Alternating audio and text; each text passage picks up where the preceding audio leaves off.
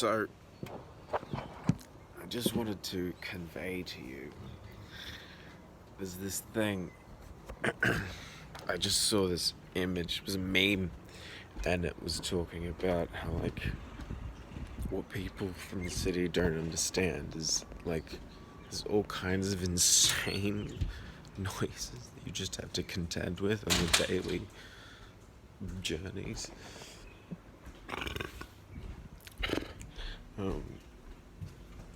But the thing is,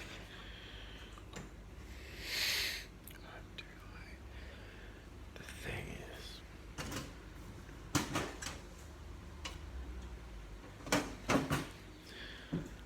I think I've got everything. Okay. The thing is, what was I saying?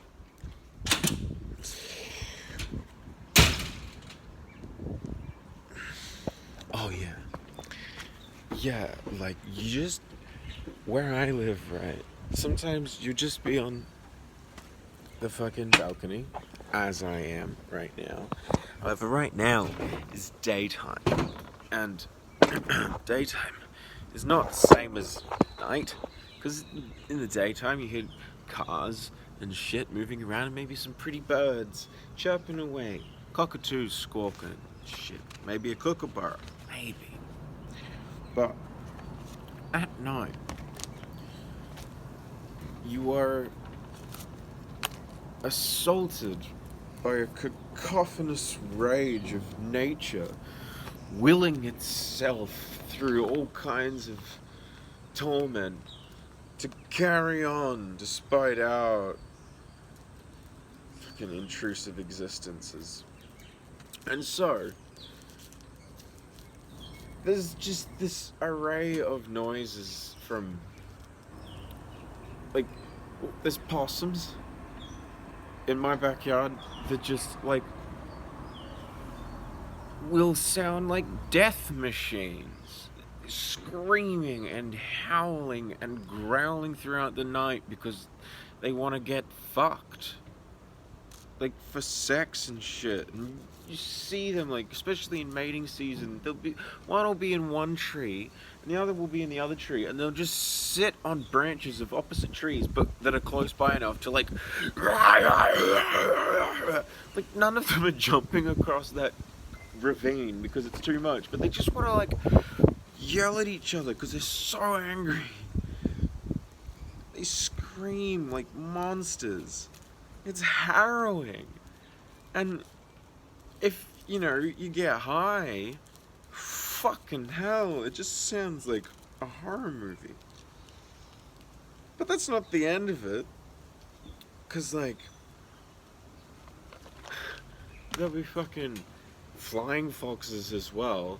And they'll be as inconspicuous as, like, just dropping a date or two from a palm tree, like, onto my roof, like, clang, clang.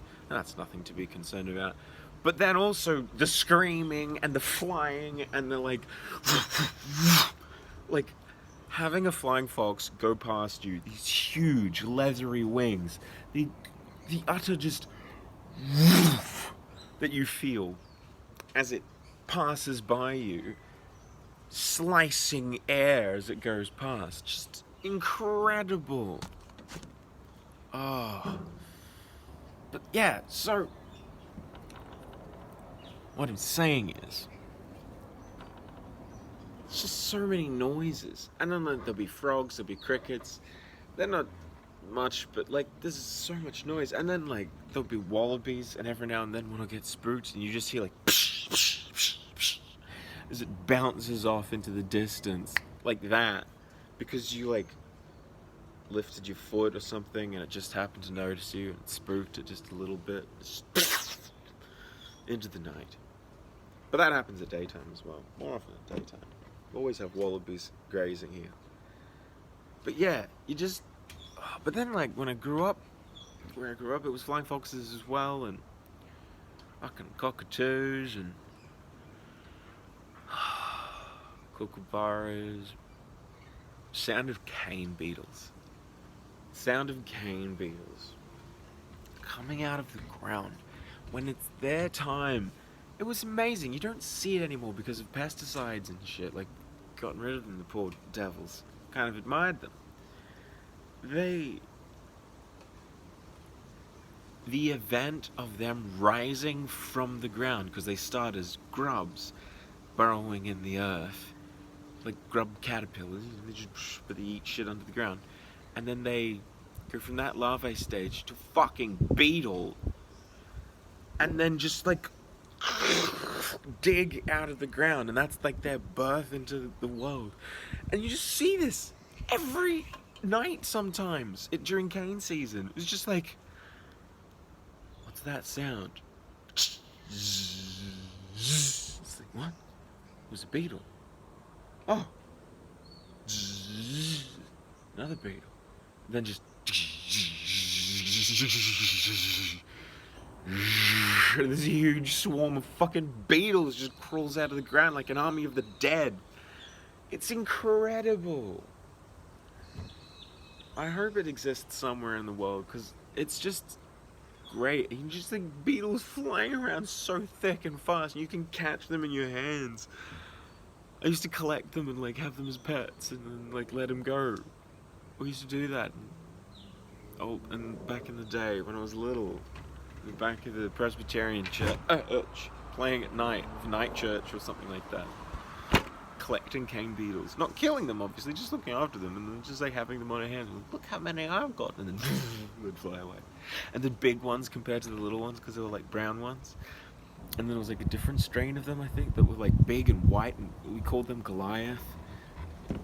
Yeah, Goliath beetles or something. I don't think they were, but they were like Goliath cane beetles. It was so cool. Fuck. I'm so glad I grew up where I did, with a sense of nature and world around me. Like, it wasn't quite rural, but it was rural enough. I'm so glad I grew up rural, in a small town. So glad. I love nature. I love nature so much. Yeah, this coronavirus thing. I just wanted to, I don't know, share something fun. And it was fun for me to express. Because amid this whole, virus stuff, it's a bit shit, isn't it? But we're getting through it, and we'll get through it. And just gotta laugh, and be responsible, but, try and take it easy and realize that this is worth it. If you've got time to relax, like, appreciate each other. I'm very privileged. I feel like I should be doing a bit more, maybe, but, it's the whole social distancing thing. So, but my friends and I are pretty well off. But we've been doing a lot of gardening, so hopefully that pays off in the long run. Garden, and then the idea is that we'll share our produce and shit with each other, and then those that are less fortunate than ourselves. So let's see if we can do that. Set people up. Vive la révolution. Save the people.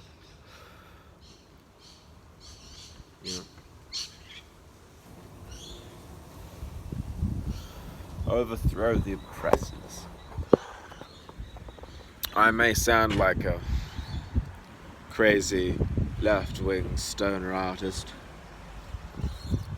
And I tell you what, there's a very good reason for that. I am one. Tune in next week, and we'll be provided with scones and jam for a cup of tea. Join Andrew Warren in the next installment of Durries&Discussion. Thank you all so much. Bye-bye now. Oh, and don't forget to like and subscribe. Please. It means ever so much.